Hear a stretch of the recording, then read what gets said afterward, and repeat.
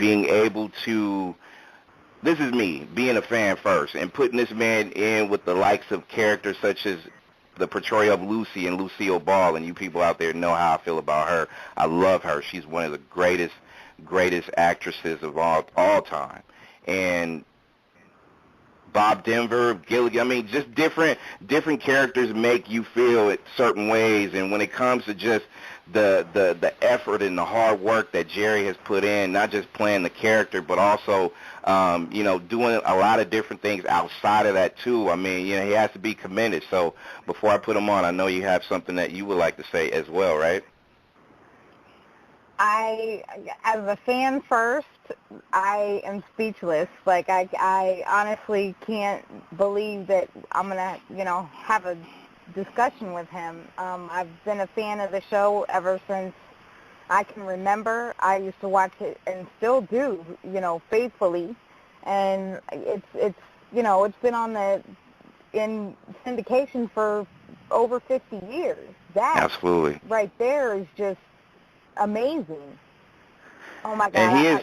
And he is brought to you by JerryMatters.com. You can go ahead and check out the website for all things that is Jerry Matters. You can go on Facebook, which is Facebook.com/The Jerry Matters, and also Twitter.com/Jerry Matters. And it is an honor and a privilege to be able to have this young man on Next Legacy Radio. Mr. Matters, how you doing, sir?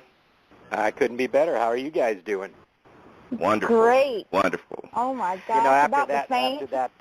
After that presentation about how good I am, I didn't realize I had done all those things, but I guess I have. But that was a very, very nice introduction. Thank you very much. Now I have to live up to it. I appreciate it, but it not only is it well deserved, Jerry. I just feel when it comes, and what it's kind of. I'm at a point where it's just like when I think about the character that you have and the accomplishments that you have done with Leave It to Beaver. My first question, I guess I should ask you, as a young child back then, did you feel like, you know what, I'm actually a part of something really, really special during that time? I knew it was special because I've been working as an actor since I was 2 years old. So before I ever did Leave It to Beaver, I did 2 movies with Bob Hope. I worked with Alfred Hitchcock, Shirley MacLaine, and I did a lot of television shows. And when we were doing Leave It to Beaver, it was never the number one show, but we were always up against the number one show. I mean, like one year it was Maverick, and Maverick was a huge show, and it was on for an hour. So if people committed to Maverick, they didn't watch Leave It to Beaver. But it was just a really good experience. Everybody on the show was nice, and we just thought we were doing a nice little family situation comedy. All the things that happen on Leave It to Beaver, and that's what makes it unique, and I think that's why it stands the test of time so well, really did happen to kids. Now, I'm not saying that each episode was word for word, but the writers had 14 children between them, the main writers, Joe Conley and Bob Mosier, and all the other writers had kids. And so all those things, and it was usually a conglomerate of a lot of things that happened to a lot of kids, but they really did happen to real children. And I think that things that really happened, instead of, like a lot of the shows today where they're basically joke-orientated, these are real-life situations, and things that happened back then are still happening now because they're real.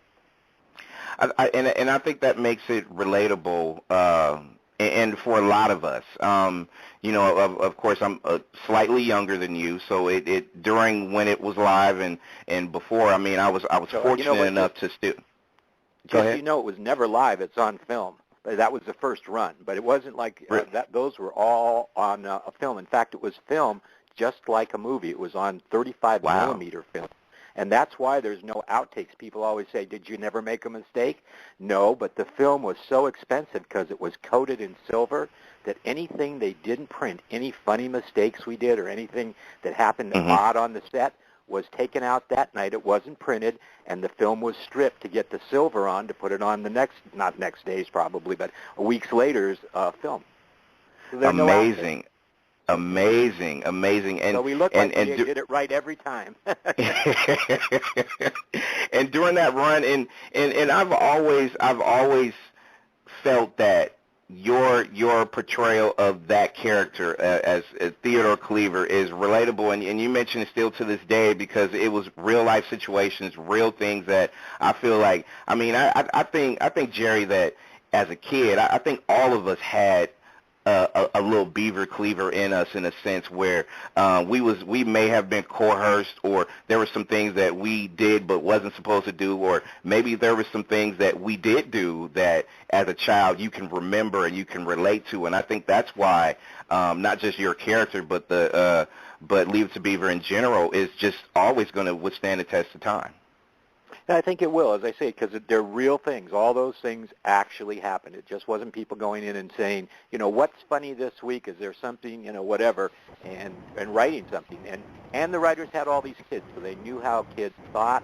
A lot of them actually happened to them, the writers, in the 20s and 30s, because those things are kind of timeless. People, going to the movies, doing this, doing that, not, all the things that Beaver did, kids are still doing today, but they did them way before Leave It to Beaver also. Right. Right. I'm wondering, you said that you've been acting since you were 2. At 2 years old,